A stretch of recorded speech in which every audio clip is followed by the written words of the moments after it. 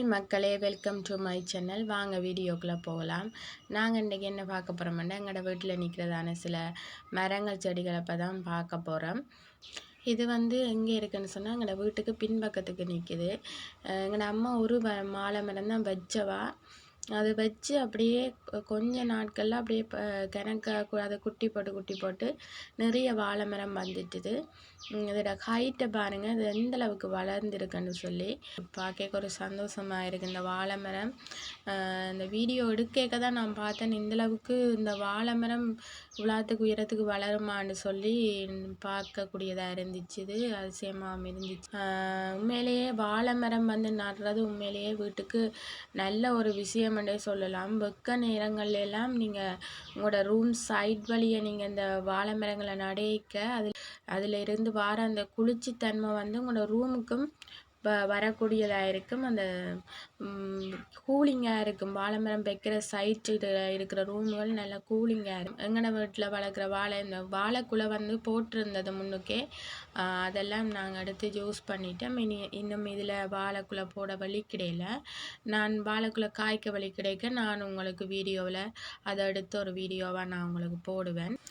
வாழை மரம் நடுறது என்னத்துக்கு இன்னும் ஒரு நன்மைன்னு சொன்னால், மருத்துவத்துக்கு மட்டுமல்ல, உங்களுடைய வீட்டு தேவைக்கு உதவுது. அதை விட விற்பனைக்கு வியாபார விஷயத்துலேயும் ஒரு நல்ல ஒரு உதவியாக இருக்குது. உங்களுக்கு வாழைக்குலை போட்டுச்சுன்னு சொன்னால் அதை இப்போ சந்தையில் ஒரு குலை 1000 ரூபா பெறுமதிக்கெல்லாம் விற்கக்கூடியதாக இருக்குது. அப்போ உங்களோட கை செலவுகளுக்கும் அது ஒரு சின்ன உதவியாக இருக்கும். ஆக நீங்கள் வாழை மரம் வைக்கிறது உண்மையிலேயே வீட்டுக்கும் உங்களோட உடல் ஆரோக்கியத்துக்கும் அதோட உங்களோட செலவுகளுக்கும் அது பிரயோசனமாக இருக்கிற ஒரு விஷயம்ன்றே நான் சொல்கிறேன். அடுத்ததான் நாங்கள் பார்க்க போகிறோம் என்னன்னு சொன்னால், எங்களோட வீட்டை இருக்கிற ஒரு செடி வகை ஒன்று தான் பார்க்க போகிறேன். செடி தான், ஆனால் இதில் இருக்கிறதான இலைகள் ஒரு கீரை போல் பயன்படுது. இது என்னன்னு சொல்லி பார்த்தீங்கன்னா, இதுதான் தவசி மரம்னு சொல்லுவாங்க. தவசி முருங்கை என்று சொல்லுவாங்க சில பேர். இது எங்களோட நாட்டில் பெரும்பாலும் தவசி முருங்கைன்னு சொல்லி தான் கேள்விப்பட்டிருக்கிறேன். இது பெரும்பாலுமான வீடுகளில் வளர்க்குறது குறைவு. ஏன்னு சொன்னால், இந்த செடியை பற்றியான ஒரு கதை பெறவுது. என்னென்னு சொன்னால், இந்த செடியில் இருக்கிற இலைகளை சாப்பிட்டா கேன்சர் நோய் வர்றதுக்கான அறிகுறிகள் இருக்காமன்னு சொல்லி சொல்கிறாங்க. அதுண்ட சரியான உண்மை போய் எனக்கு தெரியலை. அப்படி எதுவும் இதால் பாதிப்புகள் இருந்துச்சுன்னு சொன்னால் எனக்கு தெரியணும். நீங்கள் ஒருக்கா கமெண்ட் பண்ணுங்கள். இதை பற்றி அறிஞ்சு கொண்ட விஷயம் ஒரு ஆச்சரியப்படக்கூடியதாக இருந்துச்சு. என்னென்னு சொன்னால், முனிவர்கள் தவம் செய்யும்போது இந்த இலையை பயன்படுத்தி தான் தவம் செய்தார்கள் என்று சொல்லியான ஒரு வரலாறு காணப்படுகிறது. அப்படி முனிவர்கள் தவம் செய்யக்கு இது பயன்படுத்தினதான இலையாக இருந்ததுன்னு சொன்னால், இதில் அவ்வளவுத்துக்கு இதில் ஒரு நல்ல சத்து இருக்குமென்னு தான் நான் எதிர்பார்க்கிறேன். இந்த தவசி முருங்கை பெரும்பாலும் மலைப்பகுதிகளில் தனியாகவே வளரக்கூடிய ஒரு செடியாகத்தான் காணப்படுது. இந்த தவசி முருங்கையில் இருக்கிறதான இலைகள், காய்கள், மரப்பட்டை கூட மருத்துவத்துக்கு பயன்படுதுன்னு சொல்கிறாங்க.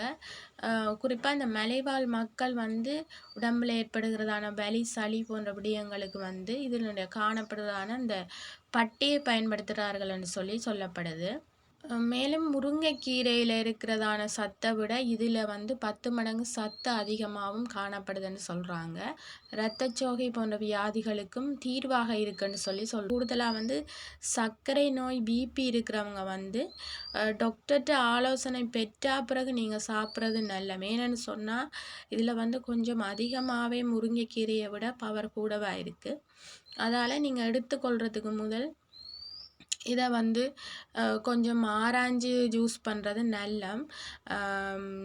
நான் அறிஞ்ச விதத்தில் நான் வளர்ந்த சின்ன பிள்ளையில இருந்தே எங்களோட வீட்டை இந்த மரம் செடி இருந்தது. நாங்கள் முந்தி இது அதிகமாக பயன்படுத்தினாங்க. இப்போ கொஞ்சம் பயன்படுத்துறது குறைவு தான். நீங்கள் கமெண்டில் எனக்கு சொல்லுங்கள், உண்மையிலேயே இந்த கீரை வகையை நாங்கள் சாப்பிடலாமா இல்லையான்னு சொல்லி நீங்கள் சொன்னால் எனக்கும் பிரயோசனமாக இருக்கும்.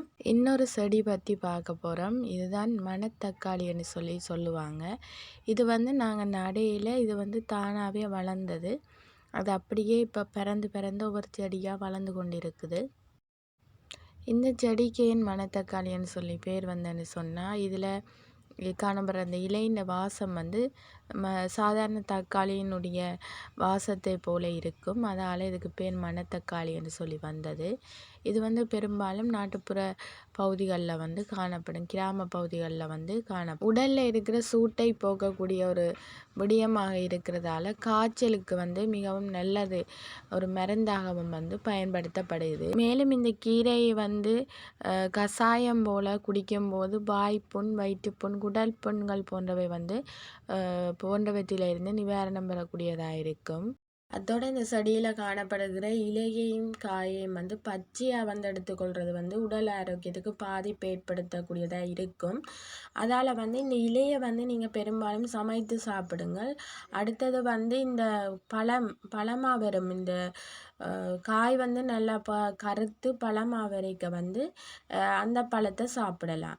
இது கொஞ்சம் அதிகமாகவே குளிர் கூடின ஒரு தாவரம்ன்றதால வந்து இலைகளாக இருக்கிறதால வந்து நீங்கள் கொஞ்சம் அளவாக எடுத்துக்கொள்வது நல்லா. ஓகே மக்களே, நான் இன்றைக்கு உங்களுக்கு சொன்ன விஷயங்கள் பிரயோசனமாக இருந்திருக்குமென்னு நான் நினைக்கிறேன்.